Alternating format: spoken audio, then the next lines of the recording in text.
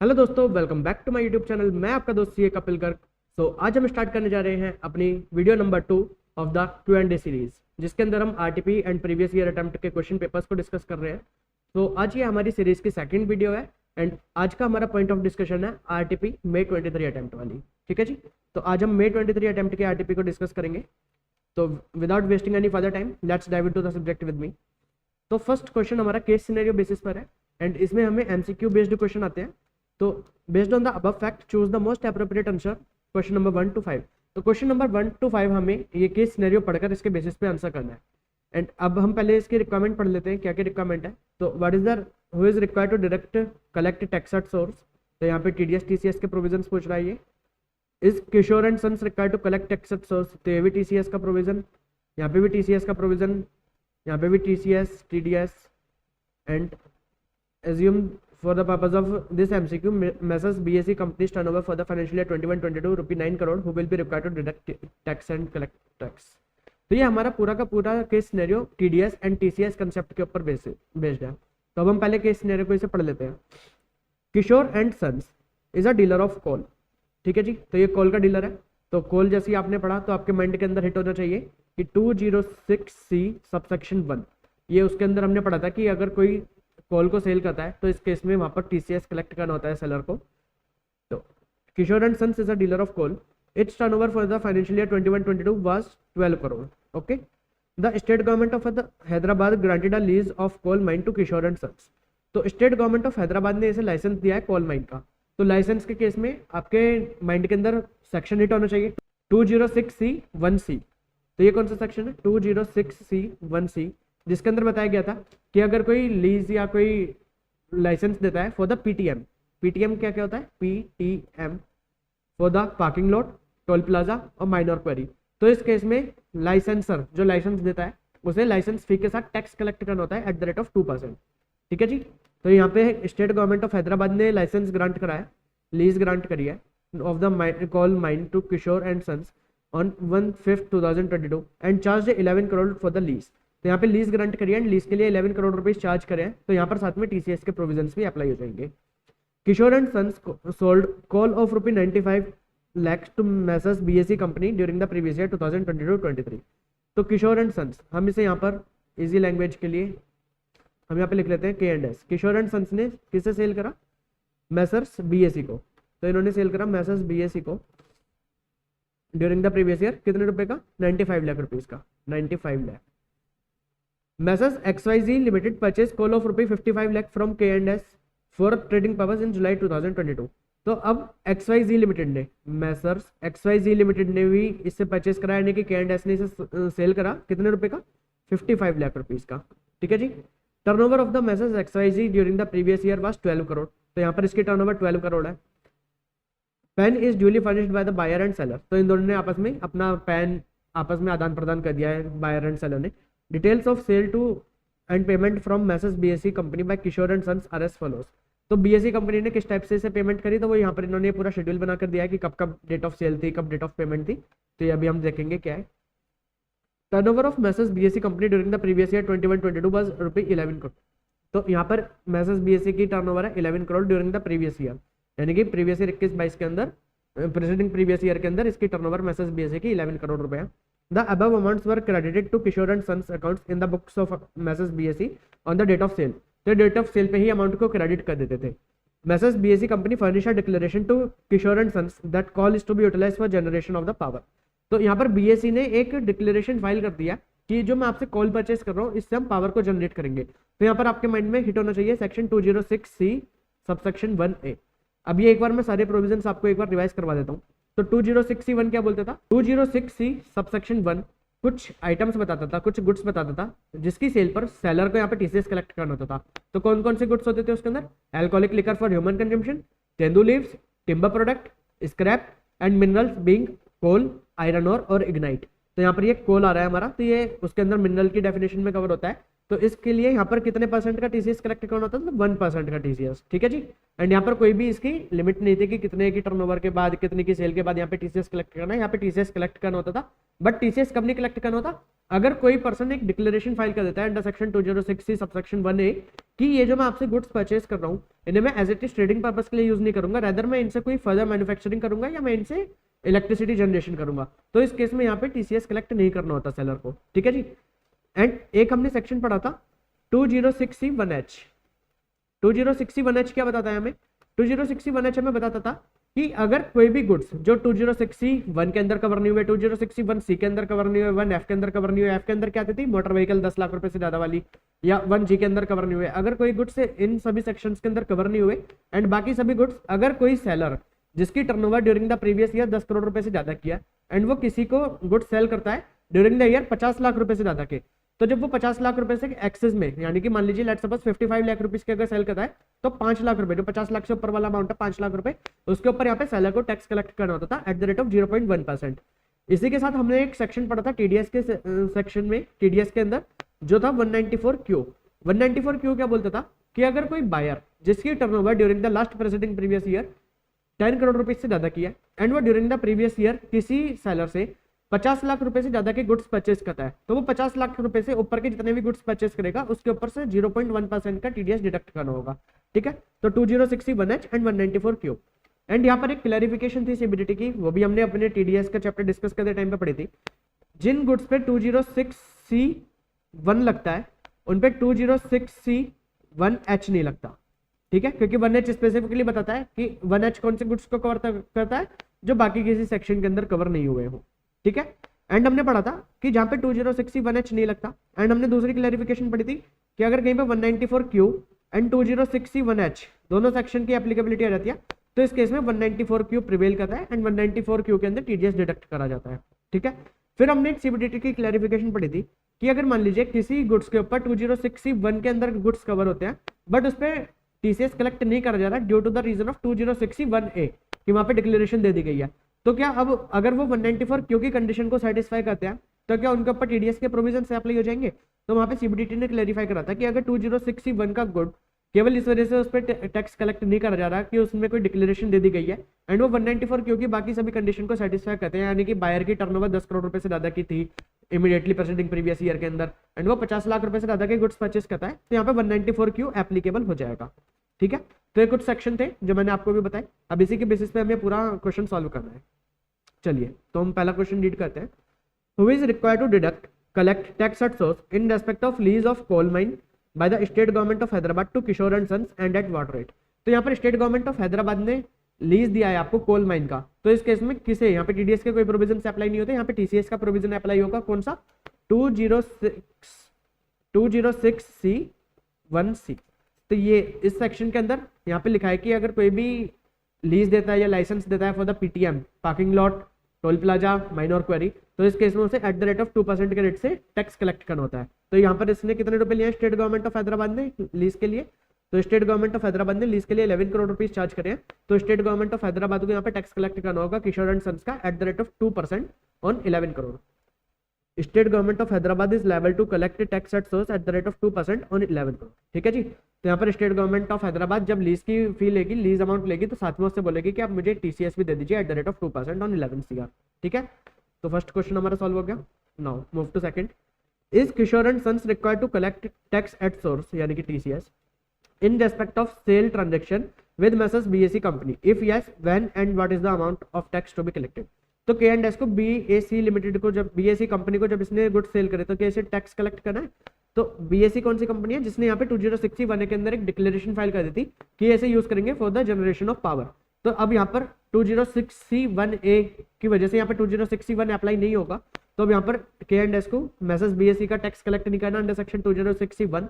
206C1H लगते ही नहीं है जिन जो गुड्स 206C1 के अंदर कवर होते हैं, तो यहाँ पे कोई भी टीसीएस के प्रोविजन से अप्लाई नहीं होंगे। Kishore and Sons is not liable to collect tax at source, तो इसका आंसर हमारा डी सेकंड का। Is Kishore and Sons required to collect tax at source, ये भी टीसीएस का provision, in respect of sale transaction with Messrs XYZ limited, if yes what is the amount of tax to be collected. Okay, तो K&S ने कितने रुपए के goods sale करे थे एक्सवाईजी को, XYZ ने कोई यहाँ पे डिक्लेरेशन वगैरह फाइल नहीं करी थी कि वो इसे फर्दर यूटिलाइज करेंगे कोई प्रोडक्शन मैन्युफैक्चरिंग में या वो इससे, तो यहाँ पर TCS के प्रोविजन अप्लाई हो जाएंगे अंडर सेक्शन 2061 एंड यहाँ पे 55 लाख रुपीज के गुड्स सेल करे गए हैं। तो 55 लाख रुपीज पे टोटल अमाउंट पे, मतलब जो 2061 है या 194 की है वो तो बोलता है जो 50 लाख से एक्सेस वाला अमाउंट है केवल उसके ऊपर आपको TCS या TDS डिडक्ट या कलेक्ट करना होता है। बट 2061 के अंदर जो आपका टोटल अमाउंट है उसी के ऊपर आपको 1% के रेट से in case of coal, in case of mineral being coal, lignite और आयरन और, इस केस में आपको 1% का टैक्स कलेक्ट करना होता है ऑन द एग्रीगेट अमाउंट। तो 55 लाख का 1% कितना होगा आपका, तो 55 लाख का 1% 55,000 रुपीज। तो यहाँ पर K&S को XYZ का 55,000 रुपीज टैक्स कलेक्ट करना होगा। किधर है इस किशोर एंड सन्स, यस 55,000। तो थर्ड का answer A. Fourth, is Messrs BSE company required to direct tax at source in respect of purchase transaction with Kishore and Sons. तो अब यहाँ पर क्या 194 क्यू के प्रोविजन से अप्लाई हो जाएंगे। तो यहाँ पर BSE के ऊपर टैक्स कलेक्ट क्यों नहीं करा गया, क्योंकि वो 2061 के अंदर कवर हो गया, उसने एक डिक्लेरेशन फाइल कर दी। एंड हमने CBDT की क्लेरिफिकेशन पढ़ा था कि अगर कहीं पे 2061 की वजह से टैक्स कलेक्ट नहीं होता तो यहाँ पे 194 क्यू की अगर अदर कंडीशन सेटिस्फाई होती है तो 194 क्यू का TDS एप्लीकेबल हो जाएगा। अदर कंडीशन क्या है कि बायर की, जो बायर है उसकी turnover in the immediately presiding year 10 crore रुपए से ज्यादा की होनी चाहिए and goods purchase during the year 50 lakh रुपए से ज्यादा की होनी चाहिए। तो अब यहाँ पर BSE ने कितने रुपए के गुड्स परचेज करे थे, 95 लाख रुपीज की, एंड इसकी turnover during the previous year कितनी थी, इमीडिएटली प्रेसिडिंग प्रीवियस ईयर कितनी थी, 11 करोड़ रुपीज। तो इस केस में दोनों कंडीशंस को सेटिस्फाई करता है। तो 50 लाख रुपीज से ऊपर वाला जो अमाउंट है यानी कि 45 लाख रुपीज, तो 45 लाख रुपीज पे से 0.1% के हिसाब से TDS डिडक्ट करना होगा BSE लिमिटेड को K&S का। ठीक है जी, किशोर एंड सन्स का TDS डिडक्ट करना होगा एट द रेट ऑफ 0.1%। तो यहाँ पर 45 लाख, तो इसके लिए अब यहाँ पर इन्होंने टेबल बनाकर दे रही है कि किस किस टाइप से इसने यहाँ पर मतलब सेल हुई थी, कब पेमेंट करी थी। तो फर्स्ट सेल कब हुई थी, तो फर्स्ट सेल हुई थी हमारी 35 लाख रुपीज की, तो यहाँ तो ये 50 लाख रुपीज से ज्यादा का नहीं था, तो इस टाइम पे कोई TDS डिडक्ट नहीं होगा। सेकंड सेल हुई थी हमारी 25 लाख रुपीज की, तो ये दोनों एग्रीगेट मिलाकर ये 50 लाख रुपीज से ज्यादा हो गए, ये हो गए हमारा 60 लाख। तो इस केस में 15 लाख पे तो कोई भी TDS डिडक्ट नहीं होगा, बट जो बाकी का 10 लाख है उसके ऊपर TDS डिडक्ट होगा एट द रेट ऑफ 0.1%। तो 10 लाख का 0.1% 1000 रुपीज डिडक्ट होगा टैक्स, एंड वो भी कब, at the time of payment और credit whichever is earlier. तो क्रेडिट कब करा गया, on the date of sale, तो 30 जून और 10 जुलाई विच एवर इज अर्लियर, यानी कि 30 जून। तो 30 जून को 1000 रुपीज का TDS डिडक्ट करना होगा BSE को K&S का, किशोर एंड सन्स का। ठीक है। सेकंड, यहाँ पर 8 लाख रुपीज पे, तो 8 लाख रुपीज पे 0.1% 800 rupees at the time of credit और payment whichever is earlier. तो यहाँ पर क्रेडिट करा गया 25 नवंबर को एंड पेमेंट करी गई 25 अक्टूबर को। तो 25 अक्टूबर को 800 रुपीज का TDS यहाँ पे डिडक्ट करना है।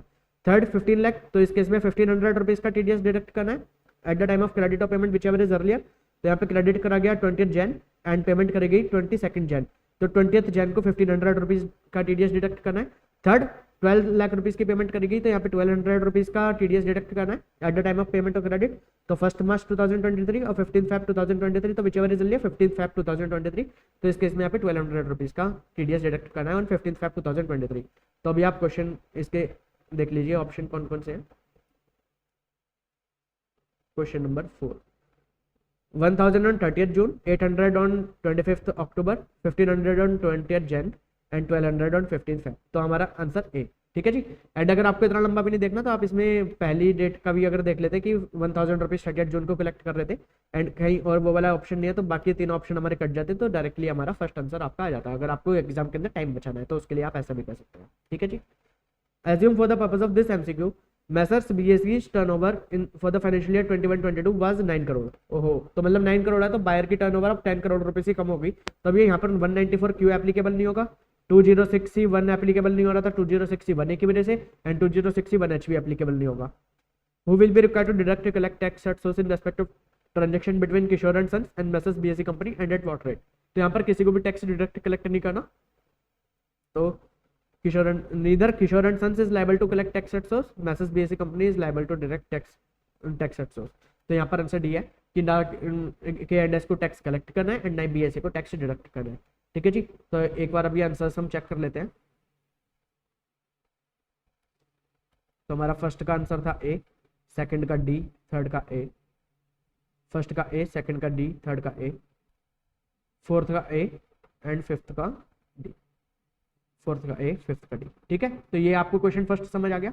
तो काफी अच्छा क्वेश्चन था TDS TCS के ऊपर। तो इसमें आपको TDS TCS के कंसेप्ट को 2061 H 194Q 2061 ये सभी कंसेप्ट को अच्छी तरीके से कंबाइन करके आपसे चेक करा गया। तो ये आपको, ये हमने अपनी रिविजनरी वीडियो के अंदर सब कुछ इन डेप्थ डिटेल करा हुआ है। अगर आपको अभी भी कोई डाउट है तो आप प्लीज एक बार वो रिविजनरी वीडियो को भी रेफर कर लीजिए फॉर क्लैरिफिकेशन पर्पस, तो आपको सभी कुछ अच्छी तरीके से क्लैरिफाई हो जाएगा एंड आपको समझ आ जाएगा।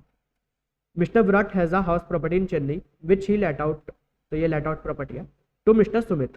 ठीक है जी, तो विराट के पास एक प्रॉपर्टी है जो उन्होंने लेट आउट करी हुई है मिस्टर सुमित को। For acquisition of this house mister Virat has taken a loan of 30 lakh at the rate of 10% per annum on 1 अप्रैल 2016। इन्होंने 30 लाख रुपए का लोन लिया था इसके एक्विजिशन के लिए। He has further taken a loan of ₹5 lakh at the rate of 12% on 1st July 2022 towards repair of the house. He has not repaid any amount of loan so far. तो उन्होंने अभी तक कोई भी repayment नहीं करी है। The amount of interest deduction under section 24B to Mr. Virat for AY 2023-24 if he opted for the provision of section 115 BSc। तो उन्होंने 115 BSc को ऑप्ट करा है। तो यहाँ पर इससे कोई भी डिफरेंशिएशन क्रिएट नहीं होता क्योंकि यहाँ पे प्रॉपर्टी हमारी लेट आउट प्रॉपर्टी। अगर ये सेल्फ ऑक्यूपाइड प्रॉपर्टी होती तो सेल्फ ऑक्यूपाइड प्रॉपर्टी के केस में आप 24B की डिडक्शन क्लेम नहीं कर सकते, इंटरेस्ट की डिडक्शन आप यहाँ पर क्लेम नहीं कर सकते। बट 115 BSc आपने ऑप्ट करा हो या ऑप्ट नहीं करा हो, लेट आउट प्रॉपर्टी के केस में आप विदाउट एनी लिमिट जितना भी आपने एक्चुअल इंटरेस्ट पे करा है वो यहाँ पर आप क्लेम कर सकते हैं अंडर सेक्शन 24B। ठीक है जी, तो यहाँ पर आपने एक्चुअली कितना इंटरेस्ट पे करा है, तो आपका फर्स्ट लोन तो ये था 30 लाख रुपीज पे 10% फुल ईयर, तो 3 लाख रुपीज तो आपने इसका लोन पे करा एंड बाकी आपने 5 लाख रुपीज का लोन लिया था ड्यूरिंग द प्रीवियस ईयर 1 जुलाई 2022 यानी कि 9 मंथ्स के लिए। तो 5 लाख पे 12% फॉर 9 मंथ, तो आपका कितना निकलता है 45,000। तो इस केस में आपको कितना इंटरेस्ट पे करना है 3 लाख प्लस 45,000, 3,45,000। तो 6 का आंसर सी। ठीक है, चलिए next move to question number 7। Mr Rishabh aged 65 years, याद रखना है 65 ईयर्स सीनियर सिटीजन है ये। ठीक है, and a resident in India, तो इंडिया के रेजिडेंट भी है। Has a total income of 4 crore 50 lakh rupees, तो इनकी टोटल इनकम है 4 crore 50 lakh rupees comprising long term capital gain taxable under section 112 85 lakh, long term capital gain taxable under section 112A 75 lakh and other income of ₹2 crore 90 lakh. ठीक है जी, what would be his tax liability for assessment at 2023-24 assume that Mr. Rishabh has opted for the provision of section 115 BSc। तो इन्होंने new tax regime को opt करा है। अब हमें इनकी टैक्स लायबिलिटी बतानी है। क्या बताना है हमें? इनकी टैक्स लायबिलिटी बतानी है फॉर द असेसमेंट एट 23-24। तो अब यहाँ पर आपको माइंड के अंदर रिकलेक्ट होना चाहिए कि इंडिविजुअल के केस में उस पर सरचार्ज लगता है। अगर इनकम 50 लाख रुपए तक होती है तो कोई सरचार्ज नहीं, 50 लाख से ज़्यादा होती है बट लेस देन और इक्वल टू 1 करोड़ तो 10%, greater than 1 crore but less than equal to 2 crore then in that case 15%, greater than 2 crore but less than equal to 5 crore then in that case 25% and if greater than 5 crore तो then in that case 37% का हमें surcharge लगता है यहाँ पर individuals के cases में। ठीक है, एंड ये 115 BSc को ऑप्ट कर रहे हैं तो इससे कोई सरचार्ज पे कोई इंपैक्ट नहीं होता, सरचार्ज आपके दोनों प्रोविजन के अंदर सेम रेट्स पर ही लगता है। एंड यहाँ पर हमें साथ में याद रखना है कि जो हमारी 4 तरीके की स्पेशल इनकम्स होती हैं कौन कौन सी? सेक्शन 112 वाली इनकम यानी कि LTCG without STT, section 112A LTCG STT paid, section 111A STCG STT paid and dividend income. तो ये 3 हमारी शेयर मार्केट की इनकम और एक LTCG STT without STT paid वाली इनकम। तो इन 4 इनकम्स के ऊपर कभी भी हमारा जो सरचार्ज है वो 15% से ज़्यादा नहीं हो सकता। ठीक है जी, तो अब यहाँ पर आपको किस टाइप से इनकी टैक्स लायबिलिटी कंप्यूट करनी है, तो आपको देखना है कि इनकी अदर इनकम अदर देन ये 4 सेक्शन की इनकम, इनकी अदर इनकम कितनी है 2 करोड़ 90 लाख रुपीज। तो ये कौन से स्लैब में आते हैं सरचार्ज के लिए? Greater than 2 crore but less than equal to 5 crore. तो इन पे सरचार्ज लगेगा इस इनकम के ऊपर, इनकी अदर इनकम के ऊपर 25% से। एंड इनकी जो बाकी की दोनों इनकम है 112 एंड 112A, ये दोनों मिलाकर आपकी कितनी बनती है 85 लाख प्लस 75 लाख, तो ये बनती है हमारी 1 करोड़ 60 लाख। तो 1 करोड़ 60 लाख तो यानी कि ग्रेटर देन 1 करोड़, तो इन पे 15% का सरचार्ज लगेगा एंड इस इनकम पे कभी भी 15% से ज़्यादा का सरचार्ज आप पे लग ही नहीं सकता। ठीक है, तो आपको किस टाइप से इनकी टैक्स लायबिलिटी कंप्यूट करनी है? पहले आप 2 करोड़ 90 लाख पे स्लैब के हिसाब से टैक्स लायबिलिटी कंप्यूट कर लीजिए, फिर आप 1.6 करोड़ पे इस पे 112 पे 20% डायरेक्ट एंड 112 पे 10% इन एक्सेस ऑफ ₹1 लाख यानी कि 74 लाख रुपीज पे 10% का टैक्स कंप्यूट कर लीजिए, फिर उससे आपकी टैक्स लायबिलिटी आ जाएगी। तो ये मैंने आपके लिए क्वेश्चन सॉल्व करा हुआ है, एक बार मैं आपको वहां से डिस्कस कर लेता हूँ आपके साथ। तो आपको किस टाइप से करना है? तो यहाँ पर आपकी इनकम थी 2 करोड़ 90 लाख रुपीज। ठीक है, एंड 115 BSc को ऑप्ट करा गया है। तो फर्स्ट 2.5 लाख रुपीज पे निल, नेक्स्ट 2.5 लाख रुपीज पे 5% 12,500, नेक्स्ट 2.5 लाख रुपीज पे 10% 25,000, नेक्स्ट 2.5 पे 15% 37,500, नेक्स्ट 2.5 लाख रुपीज पे 20% 50,000, नेक्स्ट 2.5 लाख रुपीज पे 25,000 62,500, तो अब यहाँ पर हमारी 15 लाख रुपए तक की इनकम यहाँ पे कवर हो गई। तो हमारी बाकी बचती है 2,75 लाख रुपीज की इनकम। ठीक है जी। तो 2,75 लाख रुपीज के ऊपर 30%, तो ये आपका आता है 82,50,000। तो ये आपकी टोटल टैक्स आ गया यहाँ पर। अब इसके ये टोटल टैक्स आया आपका 84,37,500। इसके ऊपर सरचार्ज लगा दीजिए 25% के हिसाब से, and health and education surcharge कर दीजिए 4%। तो ये आपका टोटल टैक्स आता है ऑन स्लैबरेटेड इनकम 1,09 लाख। अब आपकी सेक्शन 112 की इनकम 85 लाख रुपीज थी, उस पर 20% के हिसाब से 17 लाख रुपीज का टैक्स।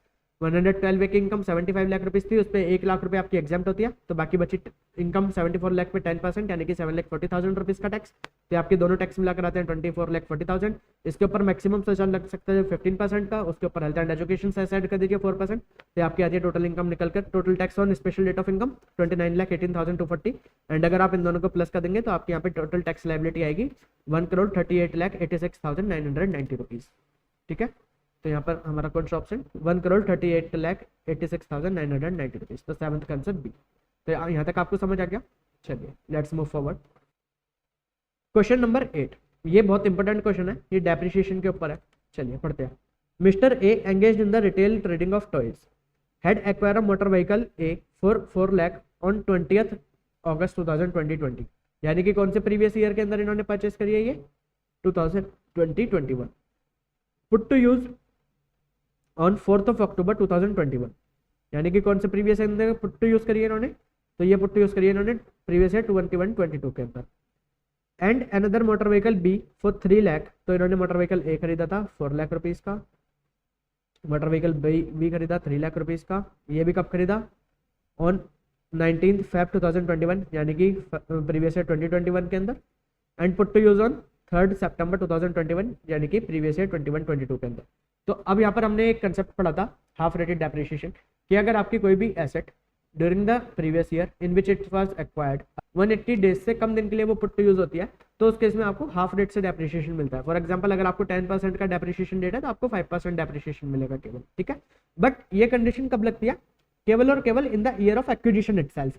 यानी कि आपने जिस साल के अंदर अपनी एसेट को एक्वायर करा, अगर उस साल में आप 180 डेज से कम उसे पुट टू यूज करते हैं तभी आप पे हाफ रेटेड वाला कंसेप्ट लगता है।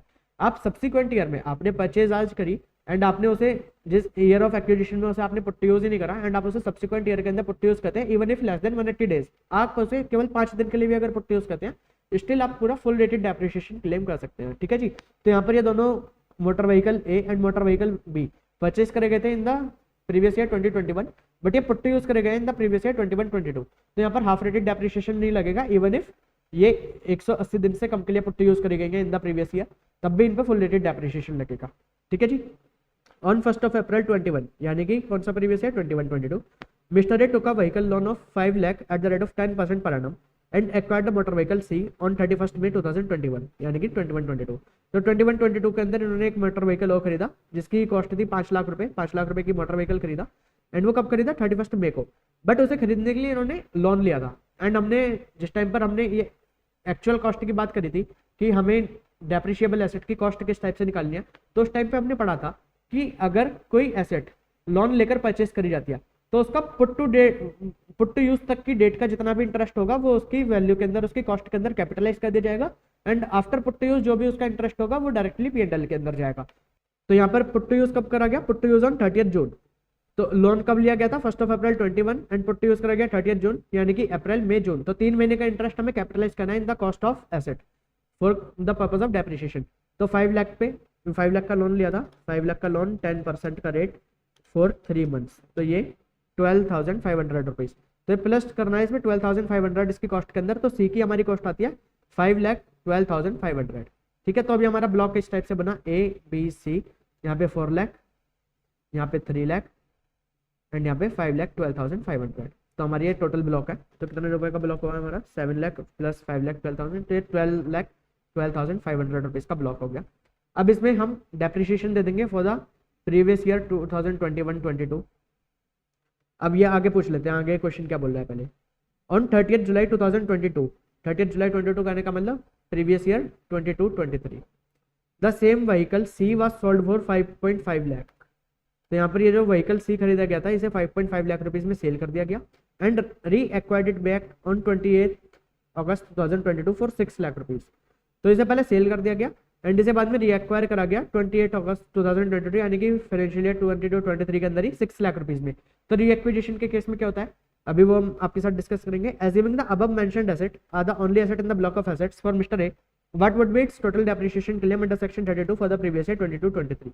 तो 22-23 का यहाँ पे हमें डेप्रिसिएशन बताना है। तो पहले हम प्रीवियस ईयर 21-22 का डेप्रिसिएशन निकाल लेते हैं एट द रेट ऑफ 15%। तो ब्लॉक की वैल्यू है हमारी 12,12,500 माइनस 15%। तो ये हमारी यहाँ ओपनिंग WDV निकलेगी फॉर फाइनेंशियल ईयर 2022-23 कितनी 10,30,625। ठीक है, तो 10,30,625 हमारी ओपनिंग WDV आई। अब इसमें क्या करा इन्होंने ओपनिंग WDV 10,30,625, इसमें यहाँ पर इन्होंने सेल कर दी पहले एसेट।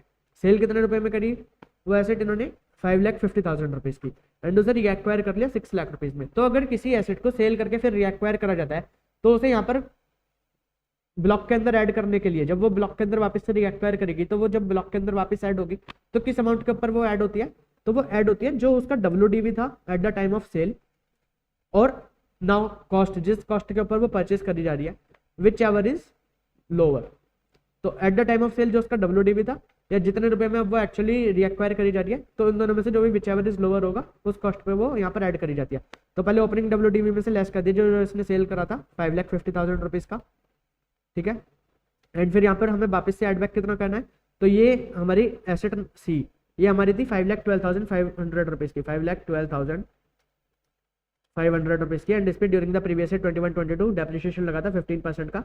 तो इसकी WDV थी at the time of sale 4,35,625 and ये परचेज करी गई है। रीएक्वायर प्राइस क्या है इसका 6 लाख रुपीज। तो इन दोनों का विच एवर इज लोअर 4,35,625। तो यहाँ पर अब ब्लॉक के अंदर इसे ऐड कर दीजिए 4,35,625। तो अब यहाँ पे ब्लॉक की वैल्यू क्या आ गई for the purpose of depreciation 10,30,625 minus 5,50,000 plus 4,35,625। तो ये वैल्यू हमारी ब्लॉक की निकल कर आई 9,16,250 एंड अब इसके ऊपर में 15% का डेप्रिसिएशन लगाना है मल्टीप्लाई बाय 15%। तो हमारा डेप्रिसिएशन निकलता है 1,37,437.5 और अगर इसे राउंड ऑफ कर देंगे तो 1,37,438। तो हमारा डेप्रिसिएशन होगा for the previous year 2022-23। So let's check अगर ये ऑप्शन में है हमारे तो 1,37,438, तो इसका ऑप्शन सी। ठीक है जी, तो क्वेश्चन नंबर 7 का आंसर था हमारा बी एंड क्वेश्चन नंबर 8 का आंसर है हमारा सी। सो लेट्स वन चेक कि हमारे आंसर ठीक है यानी। क्वेश्चन नंबर 7 का आंसर बी, क्वेश्चन नंबर 8 का आंसर सी। तो हमारे सभी MCQs यहाँ पे सॉल्व हो गए। तो आई होप कि आपको यहाँ तक का सभी समझ आ गया। Now let's move forward question number 9। Mrs Roma an Indian citizen is a government employ working for the Indian government. तो ये एक इंडियन सिटीजन है जो कि इंडियन गवर्नमेंट के लिए वर्क करती है, इंडियन गवर्नमेंट की एम्प्लॉय है। तो अगर कोई भी पर्सन इंडियन गवर्नमेंट का एम्प्लॉय है, इंडियन गवर्नमेंट के लिए वर्क करता है, तो चाहे वो रेजिडेंट है, resident but not ordinary resident है या नॉन रेजिडेंट है, अगर उसे इंडियन गवर्नमेंट से जो भी सैलरी मिलती है तो वो टैक्सेबल होगी इन इंडिया। ठीक है, she submits the following information for the previous year ending 31 मार्च 2023। तो उन्होंने यहाँ पर अपनी इनकम की डिटेल्स बताई है कि कौन कौन सी इनकम उन्होंने अर्न करी है। Determine the gross total income. Gross total income हमें इनकी कंप्यूट करनी है। ग्रोस टोटल इनकम करने का मतलब कि 6 की डिडक्शन से पहले वाली income for the AY 2023-24 ignoring the provision of section 115 BSE on the assumption that she is R but NOR and non resident. तो हमें उनकी इनकम निकालनी है RNOR बेसिस पे एंड NR बेसिस पे। अगर ये ROR बेसिस पे पूछते तो आपके फ्री के मार्क्स हो जाते हैं, क्योंकि ROR के लिए जितनी भी इनकम होती है सभी इनकम यहाँ पे टैक्सेबल होती है इन इंडिया। RNOR के लिए कौन कौन सी इनकम टैक्सेबल इन इंडिया होती है, तो इनकम रिसीव्ड और deemed to be received in India, income accrue और अराइज इन इंडिया और income deemed to be accrue और arise in India, and income from the business control from India और profession setup in India. तो ये 3 तरीके की income आपकी RNOR के केस में टैक्सेबल होती है। Whereas in the case of NR आपकी कौन कौन सी इनकम टैक्सेबल होती है इन इंडिया, इनकम रिसीव्ड और deemed to be received in India, income accrue और अराइज और income deemed to be accrue और अराइज इन इंडिया। तो यहाँ पर आपका income from the business control from the India और प्रोफेशन सेटअप इन इंडिया वो NR के केस में टैक्सेबल नहीं होता इंडिया के अंदर। ठीक है जी, तो यहाँ पर हम 2 कॉलम बना लेते हैं। एक बना लेते हैं RNOR के केस में क्या होगा, एक बना लेते हैं NR के केस में कौन कौन सी इनकम टैक्सेबल होगी। तो salary income received in Malaysia for the service rendered there. तो ये गवर्नमेंट एम्प्लॉय है, इनके गवर्नमेंट के बिहाफ पे मलेशिया के अंदर सर्विस दे रहे हैं, तो अब उन्हें वो सैलरी कहीं पे भी उन्हें मिले इररेस्पेक्टिव ऑफ दैट फैक्ट ये इनकी इंडिया के अंदर टैक्सेबल होगी। ठीक है, तो वो RNOR हो चाहे NR हो, दोनों के लिए इंडिया के अंदर टैक्सेबल होगी। Profit from business carried in Orissa, Orissa यानी कि इंडिया, तो ये दोनों के हैंड्स में टैक्सेबल होगी। Loss from the business carried out इन बड़ौदा, तो बड़ौदा यानी कि ये भी इंडिया के अंदर ही हो रहा है, तो इसका जो लॉस है तो वो भी दोनों के लिए यहाँ पर ये क्लेम कर सकते हैं। Profit from the business carried out in Paris, income is earned and received in Sydney and business is controlled from Paris, तो पेरिस के अंदर बिजनेस हो रहा है, कंट्रोल करा जा रहा है सिडनी से, एंड रिसीव हो रहा है, बिजनेस कंट्रोल करा जा रहा है पेरिस से, एंड इनकम रिसीव हो रही है सिडनी के अंदर। तो इस केस में ये ना तो RNOR के लिए टैक्सेबल होगी ना ही NR के लिए टैक्सेबल होगी, बट ROR के लिए ये भी टैक्सेबल हो जाएगी। ठीक है जी। Loss from business carried out in Canada through profits are not received in India, business is controlled from Dehradun. अब यहाँ पर कनाडा के अंदर उन्हें कोई लॉसेस हो गए एंड ये बिजनेस कंट्रोल करा जा रहा है देहरादून से, तो अब इस केस में ये केवल RNOR के हाथ में टैक्सेबल होगा, बट NR के हाथ में टैक्सेबल नहीं होगा। Unabsorbed depreciation of the business in Canada, तो जब कनाडा की इनकम टैक्सेबल होगी in the hands of RNOR, तो ये इसका अनएब्जॉर्ब्ड डेप्रिसिएशन भी यहाँ पे क्लेम कर सकता है RNOR, एंड NR ये नहीं ले सकता। Profit from the Indonesia business controlled from Delhi, तो दिल्ली से कंट्रोल हो रहा है तो RNOR के केस में तो टैक्सेबल है। And 60% of the profit deposited in the bank in Indonesia and 40% received in India. अब यहाँ पर 40% इनकम इंडिया के अंदर रिसीव हो गई, तो NR के लिए कौन कौन सी इनकम टैक्सेबल होती है, इनकम रिसीव्ड और deemed to be received in India, तो ये 40% रिसीव हो गई, तो यहाँ पे 40% टैक्सेबल रहेगा in the case of NR। ठीक है जी। Rent from house property situated in Canada and received in Canada, अब हाउस प्रॉपर्टी आपकी सिचुएटेड भी कनाडा के अंदर है और रिसीव भी आपको कनाडा के अंदर हो रहा है, तो ना ये RNOR के लिए टैक्सेबल होगा ना ही NR के लिए टैक्सेबल होगा। तो ये हमारा क्वेश्चन सॉल्व हो गया दोनों के बेसिस पर, आप ये आंसर इसका एक बार चेक कर लेना। ठीक है, चलिए let's move forward. Question number 10, mister Akash owns a residential house property whose municipal value, fair rent and standard rent are 1,60,000, 1,70,000 and 1,90,000 respectively। ठीक है जी। तो अब यहाँ पर हमें किस टाइप से निकालना होता है, अभी वो हम देखेंगे, हम इसकी GA भी कॉम्प्यूट करेंगे। The house has 2 independent unit, unit 1 25% of the floor area is utilised for the purpose of his profession, तो ये इसकी 2 यूनिट है हाउस के अंदर, 25% एक अलग यूनिट है, 75% अलग यूनिट है, एंड जो 25% वाली यूनिट है यूनिट 1 उसे भी यूज करता है अपने प्रोफेशन के लिए। ठीक है, एंड प्रोफेशन के लिए अपनी खुद की बिल्डिंग को यूज कर रहा है, तो इसमें रेंट तो अलाउ नहीं होगा नॉशनल बेसिस पे, बट बाकी और जितने भी खर्चे होंगे वो यहाँ पर अलाउ हो जाएंगे। Unit 2 75% of the floor area is let out for residential purpose at monthly rent of 8,500 rupees. ठीक है जी। Municipal taxes at the rate of 8% of the municipal value were paid during the year by Mr. Akash. He made the following payment in respect of house property during the previous year 22-23। तो उसने कौन कौन सी payment करी, उसने light and water charges के payment करे, तो यहाँ पर हम एक तो HP की इनकम निकालेंगे क्योंकि इसने अपना 75% लेट आउट करा हुआ है, तो एक HP की इनकम निकालेंगे, एंड एक हम यहाँ पे PGBP की इनकम निकालेंगे, तो PGBP की इनकम में डिडक्शन करते टाइम पे ये जितने भी उसने खर्चे करे हैं तो उसका रेस्पेक्टिव 25% हमें अलाउ हो जाएगा while computing PGBP income. But ये सभी खर्चे HP के लिए आपको नहीं लेने, क्योंकि HP के अंदर आपको स्टैंडर्ड डिडक्शन मिलती है अंडर सेक्शन 24 है 30% की, उसके बाद यहाँ पर आपको कोई और खर्चे यहाँ पर अलाउ नहीं होते while computing income under the head HP। ठीक है जी। तो यहाँ पर आपको PGBP के लिए ये सब मिल जाएंगे, बट HP के लिए नहीं मिलेगा। रिपेयर उसने पे करा, interest on loan taken for the repair of the property 36,000। Mister Akash has taken on loan of ₹5 lakh in July 2016 for construction of the above house property, तो जुलाई 16 को इसने लोन लिया था and construction was completed on 30th June 2019, and ये जो इसकी construction complete हुई वो कंप्लीट हुई जून 19 में, यानी कि he paid interest on loan at the rate of 12% per annum, and अब इसने 12% पर एनम का यहाँ पे इंटरेस्ट पे करा।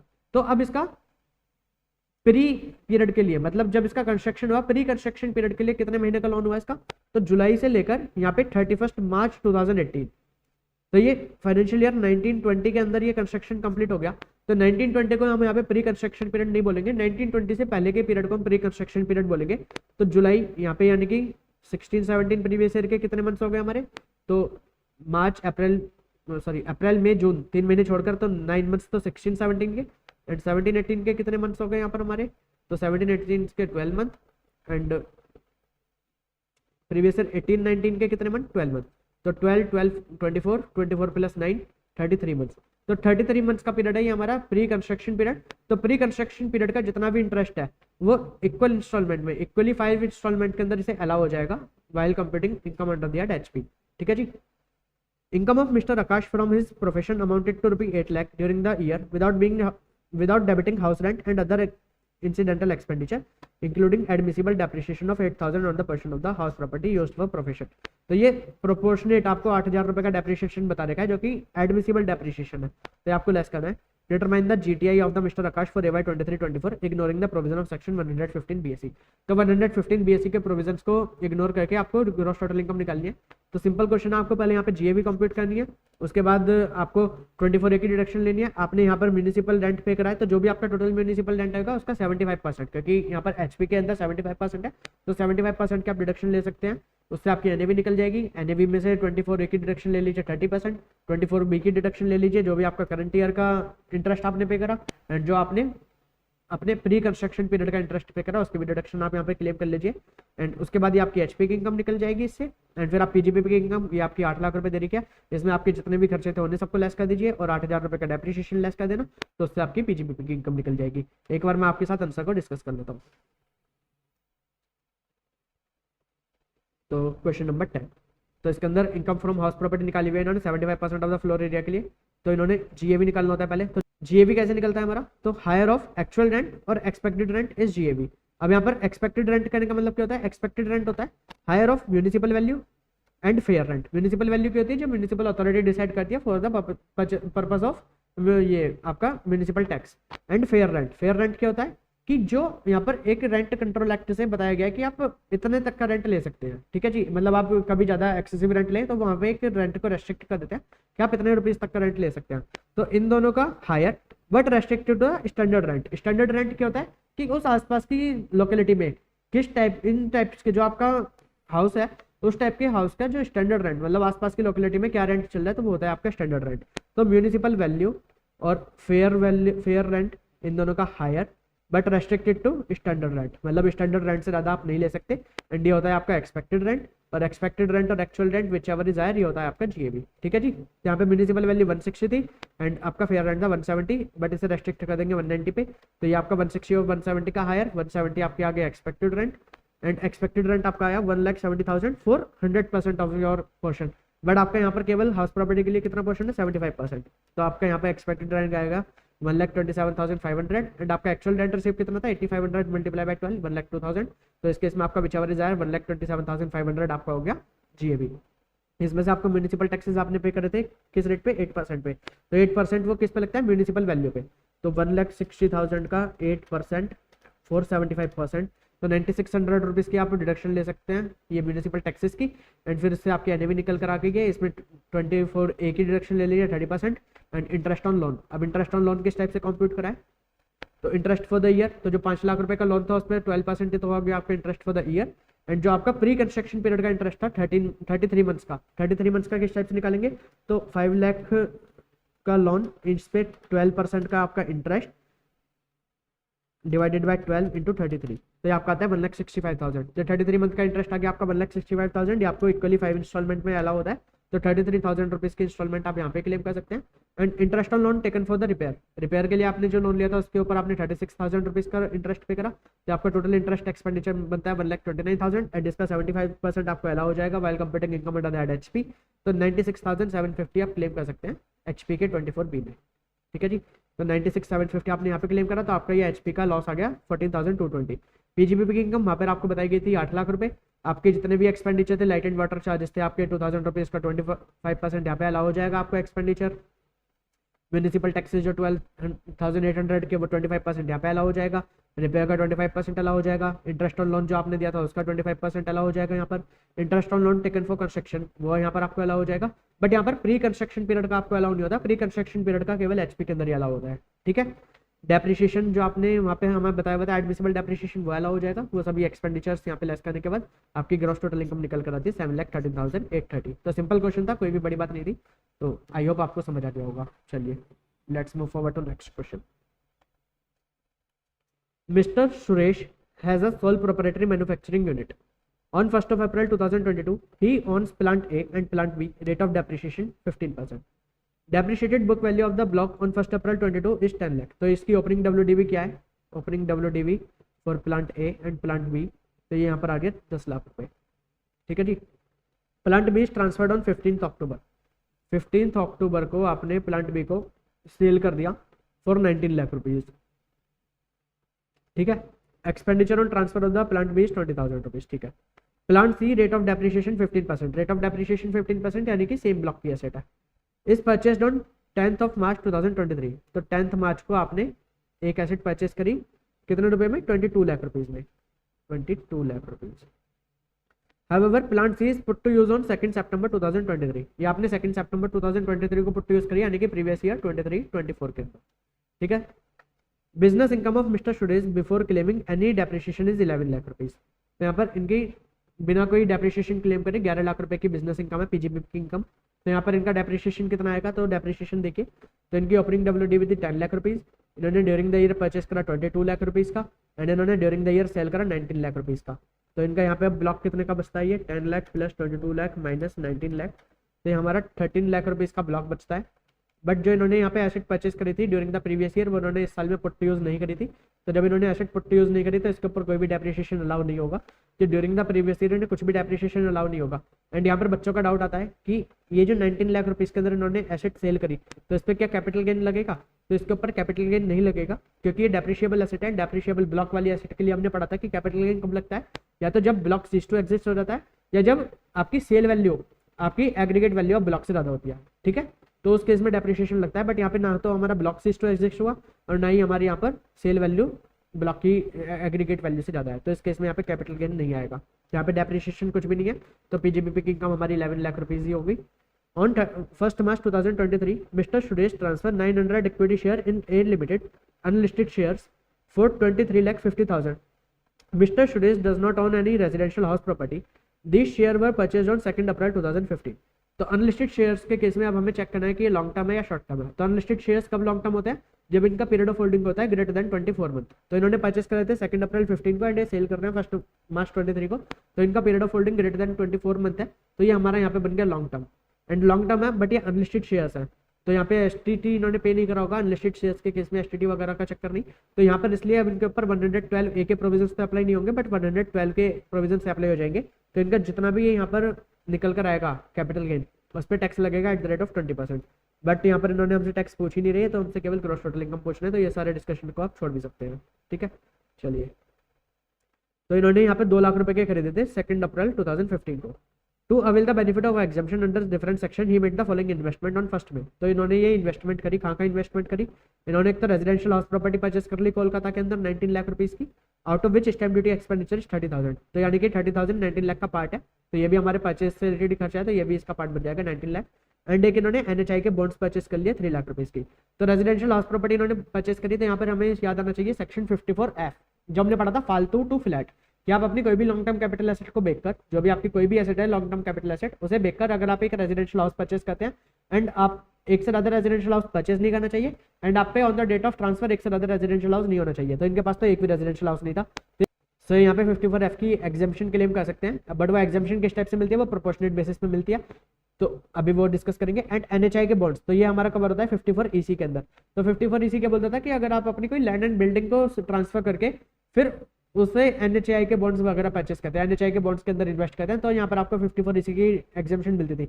बट यहाँ पर आपने ट्रांसफर करा है शेयर्स, तो यहाँ पर आपने कोई लैंड बिल्डिंग मूवेबल प्रॉपर्टी अपनी ट्रांसफर नहीं करी, तो आपको इसके परसेंट कोई भी यहाँ पर आपको एग्जाम्पशन नहीं मिलेगी, बट आपको इसकी एग्जाम्पशन 54F के अंदर मिल जाएगी, आपको कंप्यूट करनी है ग्रॉस टोटल इनकम। तो चलते हैं, तो आपकी पीजीबीपी तो 11 लाख होगी आपकी, अब ये कंप्यूट करनी है हमें कैपिटल गेन की इनकम, तो कैपिटल गेन कंप्यूट करते हैं। तो अब यहाँ पर क्योंकि लॉन्ग टर्म है और यहाँ पे ये 112 के अंदर नहीं आ रहा, तो इसके लिए यहाँ पे आप इसका इंडेक्सेशन का बेनिफिट भी ले सकते हैं। एंड इंडेक्सेशन का बेनिफिट किस टाइप से होगा, तो 2 लाख रुपीज की आपकी कॉस्ट ऑफ एक्विजिशन थी, 2 lakh multiply by indexation of the year of transfer. तो ईयर ऑफ ट्रांसफर का इंडेक्सेशन क्या है 331 divided by indexation of the year of purchase 254। तो कितना निकलेगा ये आपका 2 lakh multiply by 331 divided by 254। तो ये आपकी वैल्यू निकल कर आती है 2,60,630 rupees.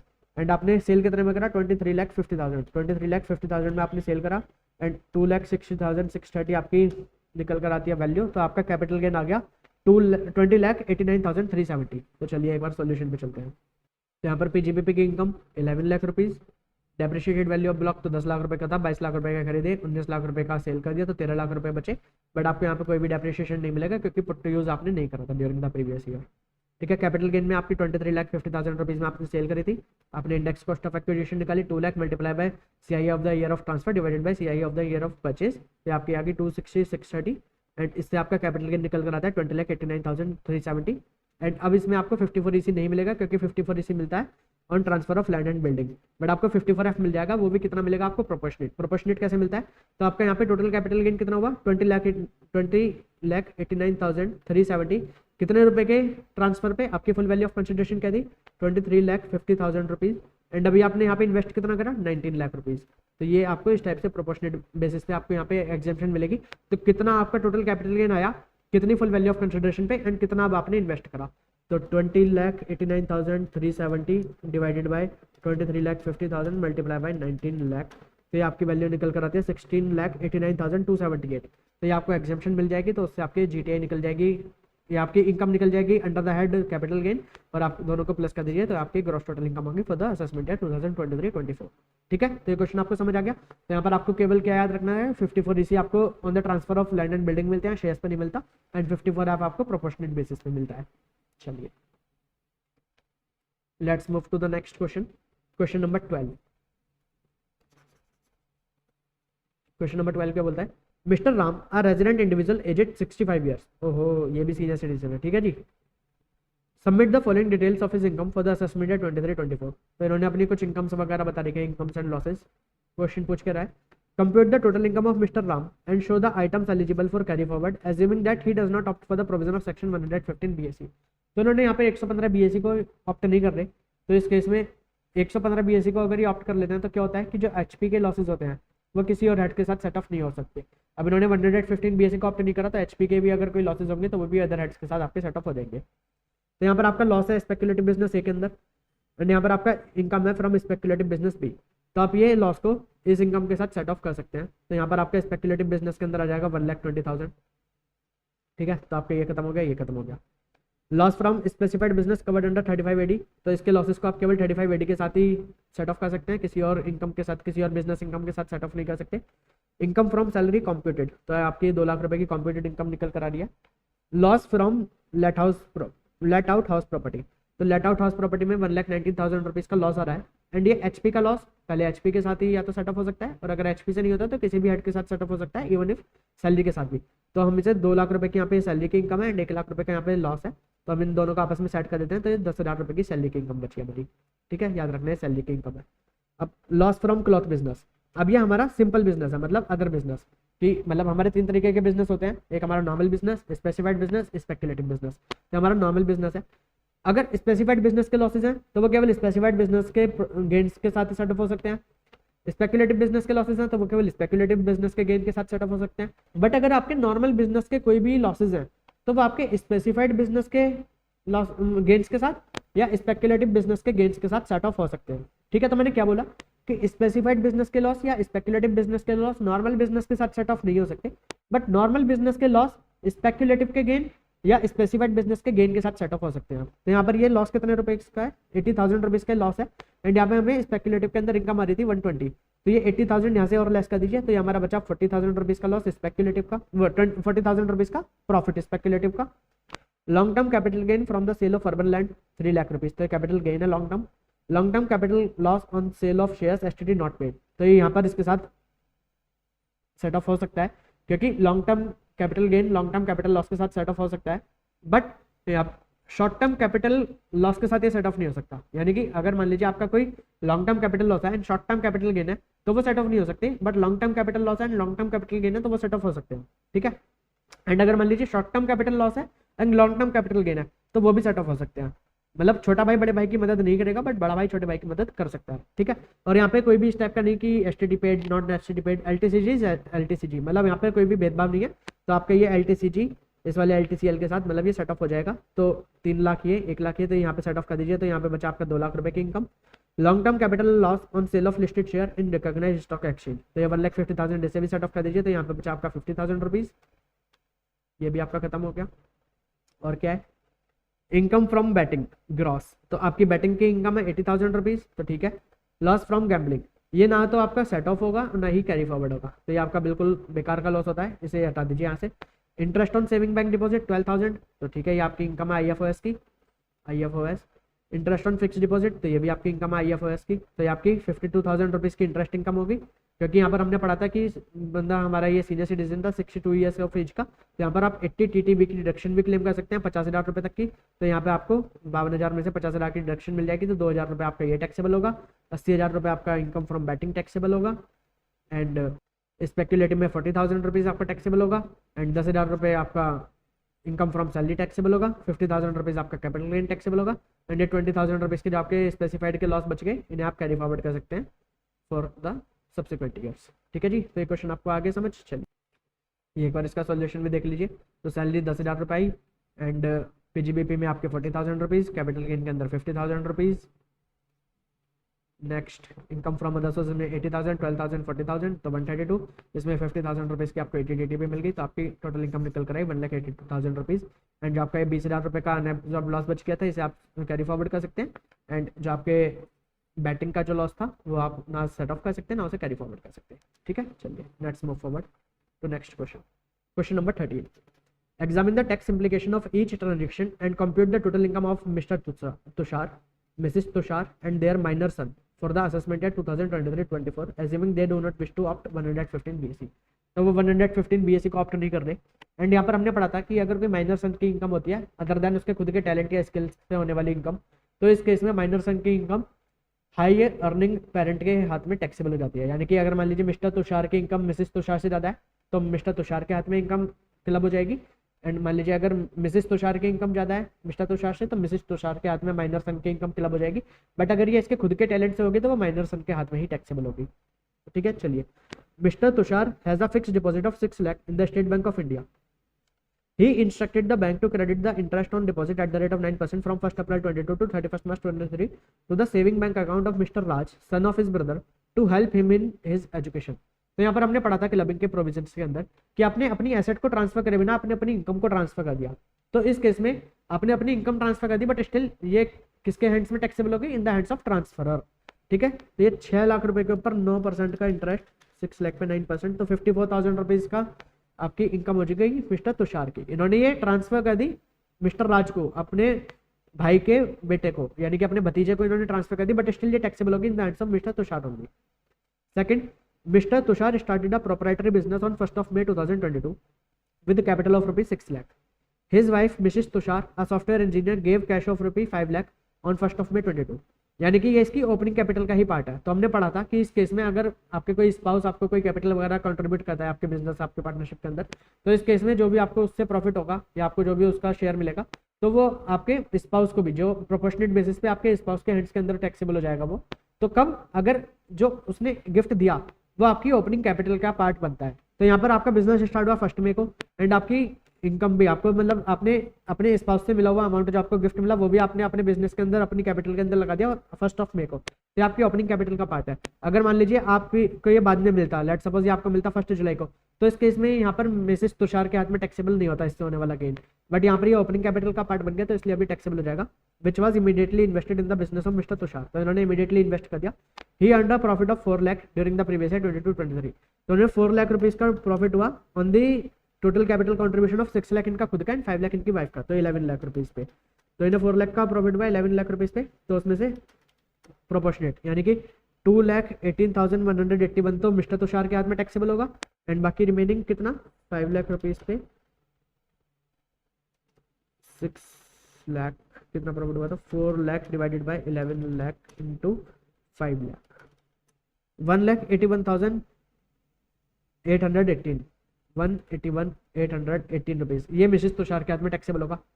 Mister Tushar minor son derived an income of 20,000 through a business activity involving application of his skill and talent. तो यहाँ पर ये मिस्टर तुषार का सन अपनी खुद की स्किल एंड डेवलपमेंट से कोई बिजनेस करके इनकम अर्न कर रहा है, तो किसी के भी हाथ में टैक्सेबल नहीं होगी, मिस्टर तुषार के खुद के ही हाथ में टैक्सेबल होगी। यहाँ पर कोई क्लबिंग के प्रोविजन से अप्लाई नहीं होंगे।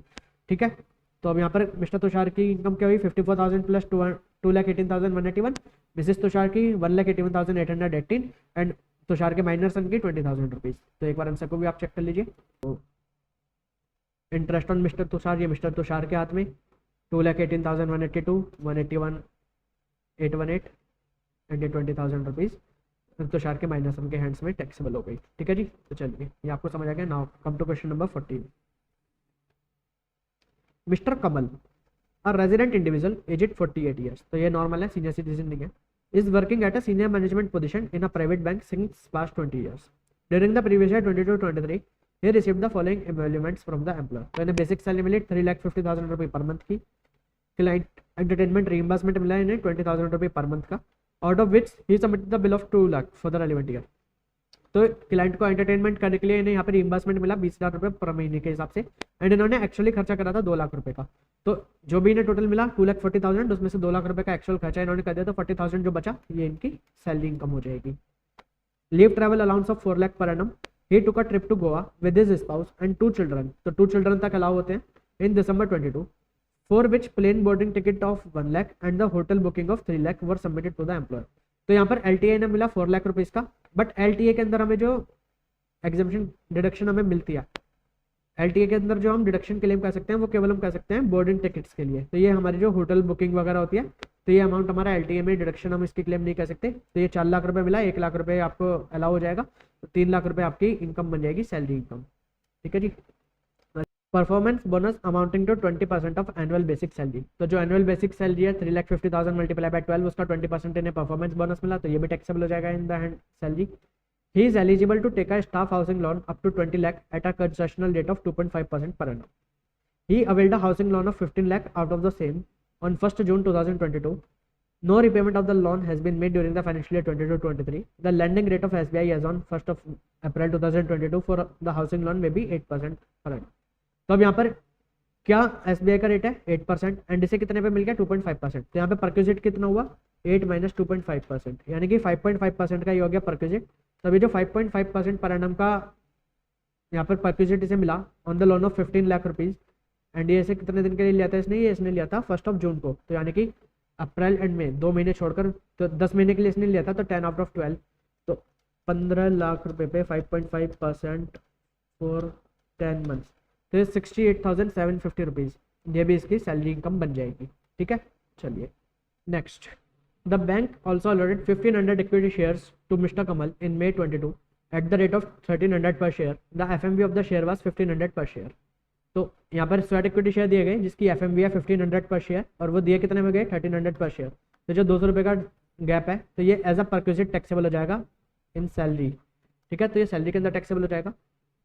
He sold all the share for ₹2,100 per share on 31st March 2023 on the recognized stock exchange। यानी कि लिस्टेड शेयर्स हैं, एंड लिस्टेड शेयर्स के केस में हमें यहाँ पर LTCG या STCG लगेगा, तो ये चेक करने के लिए हमें पहले इसका पीरियड ऑफ होल्डिंग देखना होगा। तो लिस्टेड शेयर्स का अगर period of holding greater than 12 month होता है तो वो लॉन्ग टर्म होते हैं, बट यहाँ पर इसने सेल कर दिया 31 मई 2023 को, एंड इसने परचेस करा था, इसे मतलब मिले थे May 22 को।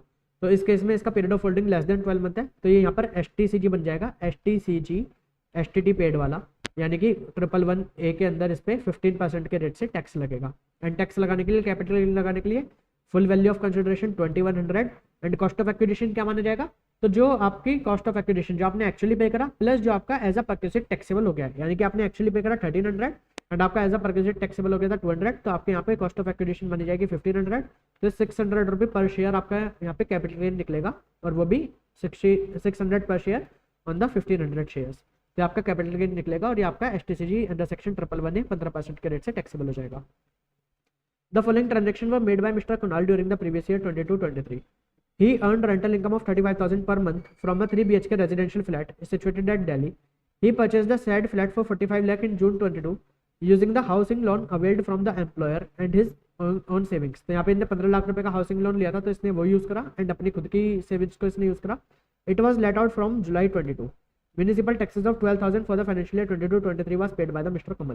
तो इसने लेट आउट करा हुआ है, तो ये GAV के लिए यहाँ पर कुछ भी म्यूनिसिपल वैल्यू फेयर रेंट वगैरह नहीं दे रखा, तो डायरेक्टली इसे आप GAV ले लेना 35,000 पर मंथ। जुलाई 22 में इसने लेट आउट करा था, तो अप्रैल में जून 3 महीने छोड़कर, यानी कि 9 मंथ्स के लिए यहाँ पर निकल जाएगा इसका GAV। उसमें से यहाँ पर जितना भी आपने म्यूनिसिपल टैक्सेस पे करा है 12,000 रुपीज़ का, ये आप लेस कर देना, आपका NAV आ जाएगा। 30% की डिडक्शन 24A की ले लेना, 24B की डिडक्शन ले लेना। अब 24B की डिडक्शन लेते टाइम पर आपको इंटरेस्ट पे कितनी डिडक्शन मिलेगी, तो 15 लाख रुपीज़ का आपने लोन लिया था, एंड आप एक्चुअल में कितना इंटरेस्ट पे कर रहे हैं एट द रेट ऑफ 2.5%। तो आपको 15 लाख रुपीज़ का 2.5% के रेट से 9 मंथ्स के लिए आपने वो लोन लिया था, तो इस हिसाब से आपको यहाँ पे 24B की डिडक्शन मिल जाएगी। He invested 30 lakh rupees in RBI floating rate savings bond on 1st of September 22, earning an interest at the rate of 7% per annum. Interest is credited half yearly on 1st Jan and 1st July every year, assume receipt basis for taxation. तो यहाँ पे आपका जो taxation हो रहा है वो receipt basis पर हो रहा है, एंड आपने परचेस कब करा था 1 सितंबर को, तो आपको यहाँ पे ड्यूरिंग द प्रीवियस ईयर 2022-23 कब मिला होगा आपको इंटरेस्ट, 1st Jan 2023 को मिला होगा, एंड इसके बाद आपको मिलेगा 1st July 23 को। तो 1st July 23 को जो आपको इंटरेस्ट मिलेगा वो आपका टैक्सेबल होगा इन द असेसमेंट ईयर 24-25, यानी कि प्रीवियस ईयर 23-24। 22-23 के लिए कौन सा इंटरेस्ट आपका टैक्सेबल होगा, तो जो आपको 1st Jan को मिलेगा, एंड कितने महीने के लिए मिलेगा वो सितंबर, अक्टूबर, नवंबर, दिसंबर। यहाँ पर आपका 4 महीने का interest eight the rate of 7% on 30 lakh rupees, ये आपका टैक्सेबल हो जाएगा IFOS के अंदर, ठीक है।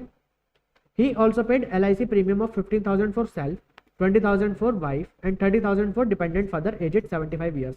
अब यहाँ पर आपको याद रखना है, ये बात कर रहा है LIC प्रीमियम की, ये लाइफ इंश्योरेंस की बात कर रहा है, मेडिकल इंश्योरेंस की बात नहीं कर रहा। मेडिकल इंश्योरेंस कवर होता है हमारा सेक्शन 80D से, बट लाइफ इंश्योरेंस के प्रीमियम की पॉलिसी कवर होती है हमारी सेक्शन 80C के अंदर।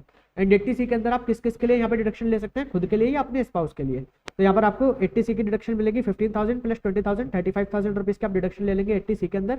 बट ये जो 30,000 रुपीज आपने अपने फादर के लिए पे करे, उनकी ये 75 ईयर्स से ज़्यादा है, तो LIC की डिडक्शन उन्हें यहाँ पर 80C के अंदर नहीं मिल सकती है। एंड 80D के अंदर याद रखना, बच्चे कंफ्यूज हो जाते हैं, वो 80D की डिडक्शन दे देते हैं। यहाँ पर 80D के अंदर आपको मेडिकल इंश्योरेंस प्रीमियम की डिडक्शन मिलती है under section 80D, not for life insurance, ठीक है। तो यहाँ पर ये 30,000 की आपको कोई डिडक्शन नहीं मिलेगी।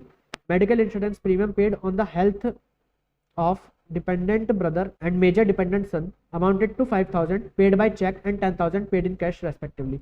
तो अब यहाँ पर आपने मेडिकल इंश्योरेंस प्रीमियम पे करा on the health of dependent brother, तो मेडिकल इंश्योरेंस प्रीमियम के लिए अब यहाँ पे डिपेंडेंट ब्रदर, आप यहाँ पे इसे डिसेबल डिपेंडेंट 80DD के अंदर मत समझना, क्योंकि 80DD के अंदर आपको कौन से खर्चे की डिडक्शन मिलती है, जो आपने उसके मेडिकल ट्रीटमेंट के ऊपर कोई खर्चा करा होता है।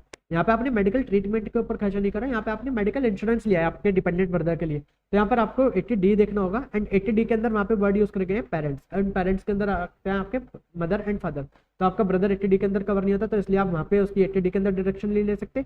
एंड आपका सन वहाँ पे कवर हो जाता है, बट आप सन की डिडक्शन इसलिए नहीं ले सकते क्योंकि आपने कैश के अंदर पे करा है, तो आप यहाँ पे कोई भी डिडक्शन नहीं ले सकते, केवल आप 35,000 80C की डिडक्शन क्लेम कर सकते हैं, ठीक है। In December 22, he earned a dividend income of 5 lakh gross on the shares of the banks held by him. तो यहाँ पर उसे 5 लाख रुपए का डिविडेंड मिला, ये इसकी IFOS की इनकम हो जाएगी। You are required to compute his total income tax liability for the assessment year, clearly showing all working, ignore 115 BSE। तो 115 BSE को हमें इग्नोर करना है, अब हमें इसकी total income and tax liability निकालनी है। तो पूरा क्वेश्चन मैंने आपके साथ डिस्कस कर लिया है, एक बार हम इसके सोल्यूशन को भी देख लेते हैं। So first of all computation of total income of mister Kamal, तो इसे income from salaries, basic salary मिल रही थी 3,50,000 मल्टीप्लाई बाय 12, ठीक है।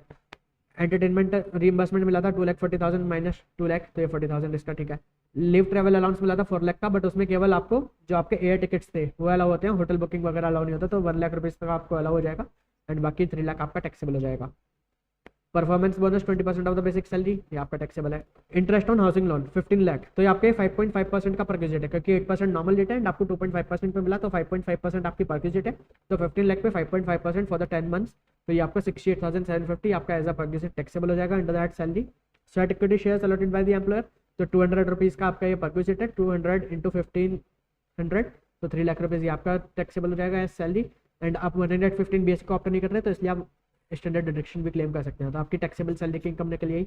अब इससे आपको निकालना है HP की इनकम। HP के लिए आपको GAV में आपको municipal rent, fair value, standard rent की वो सब नहीं बताया था, तो डायरेक्टली आपको वहाँ पर बताया गया था 35,000, एंड 9 महीने के लिए आपने लेट आउट करा था, तो 35,000 मल्टीप्लाई बाय 9, 3,15,000 रुपीज़ आपकी GAV आ गई। इसमें से आपने 12,000 रुपीज़ का म्यूनिसिपल टैक्सेस पे करा, तो उसकी डिडक्शन ले लीजिए, 3,03,000 आपकी NAV निकल कराएगी, इस पर 30% 24A, एंड आपको 24B की डिडक्शन लेनी है 15 लाख रुपीज़ पे 2.5% जो आपने एक्चुअली पे करा है, एंड फॉर द 10 मंथ्स, तो ये आपकी 24B की डिडक्शन होगी, इससे आपकी HP की इनकम निकल कर आ गई। STCG के लिए क्या करना है आपको, तो 2100 माइनस 1500 डायरेक्टली, और 1500 शेयर के ऊपर, तो ये 9 लाख रुपए आपकी कैपिटल गेन की इनकम आ गई। एंड आपकी IFRS के अंदर डिविडेंड इनकम 5 लाख रुपए, एंड आपकी इंटरेस्ट ऑन RBI बॉन्ड की इनकम 4 महीने के लिए 70,000 रुपए, तो 5,70,000 रुपीज़ आपकी IFRS आ गई। आपकी GTI निकल कर आई 73,49,000। डिडक्शन अंडर चैप्टर 6 से आपको मिलेगी 80C केवल अपने खुद के लिए और अपने स्पाउस के लिए, पेरेंट्स के लिए नहीं मिलेगी, तो 35,000 की डिडक्शन क्लेम कर लीजिए, एंड 80D आपको नहीं मिलेगा, तो यहाँ पर आपकी इनकम निकल कर आ गई, टोटल इनकम 73,14,600। यहाँ पर ये इंडिविजुअल रेजिडेंट इंडिविजुअल थे, बट सीनियर सिटीजन नहीं थे, तो इनके लिए कौन सा स्लैब लगेगा, तो नॉर्मल स्लैब 2.5 लाख रुपीज़ पर क्रिमिनल, 2.5 से 5% 5 से 10 20%, 10 टू रिमेनिंग 30%।